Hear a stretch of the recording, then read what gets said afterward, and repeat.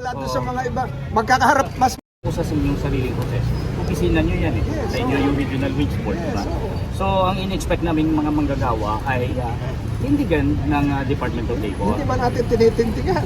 Doon po sa inyong interview, ewan ko lang po kung Ay baka na-misquote kayo. maraming mga, huwag kayo maniwala doon sa mga iba. Magkakaharap, mas mahalaga yung magkakaharap tayo ngayon.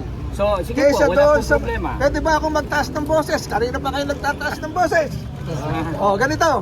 Kaysa maniwala kayo sa mga interview, magkakaharap tayo ngayon, ito yung pakinggan nyo.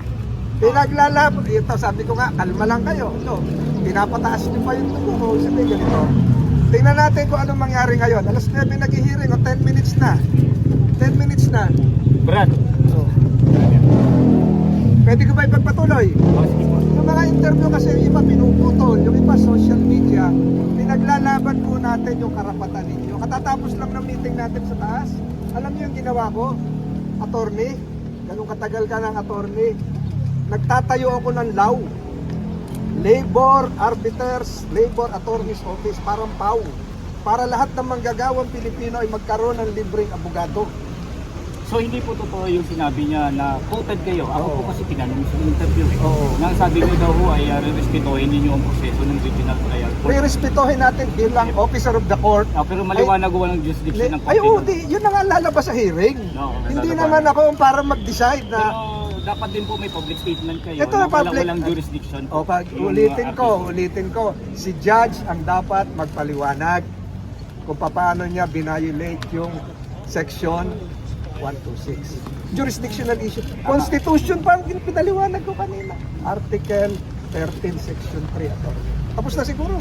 Narinig na, ang dami na nagtitinay. Pero kung illegal po yung desisyon, Oo. pwede yung ituloy natin ang wage increase na illegal. Kasi wala ko siyang restriction. ibang usapin na yan. Nagtetrend na tayo sa jurisdictional grounds.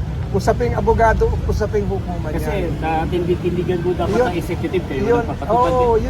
yun ang pinaglalaban ngayon ng mga abogado natin sa Pasig. Mahuhulog na ho tayo dun sa kanilang patibong. Kung Yun parang ang sumunod na ho tayo nang hindi naman tayo Pinaglalaban kailangan. yun ang kaya nga may hearing. Ayaw nyo na ba na may hearing? Pero pag wala ho talagang jurisdiction, pwede yung sabihin ng Department of Oo. Labor, ay hindi kami susunod yan, wala kang power mag-issue ng TRO eh. Itutuloy namin ng 85 pesos. Pwede yung 85 Ang gusto mo ako mag-desisyon. Ako, Opo. sa kupit ko ng 152. Opo. Pero para baka sumala tayo. Kaya natin tumakbo yung defensible naman Ano ho na eh. yan? 10 minutes pa lang. Mas mainam pa siguro pakinggan nyo kung ano nangyayari sa Pasig. Ako, may mga tao ron, may Kasi mga aabot abogado. po tayo ng Supreme Court yan, hindi mapapatupad ang 85. Tingnan natin kung ano nangyayari. Lahat speculation attorney yan eh. Tingnan natin kung ano nangyayari. Nakatape tayo pero hinarap ko kayo.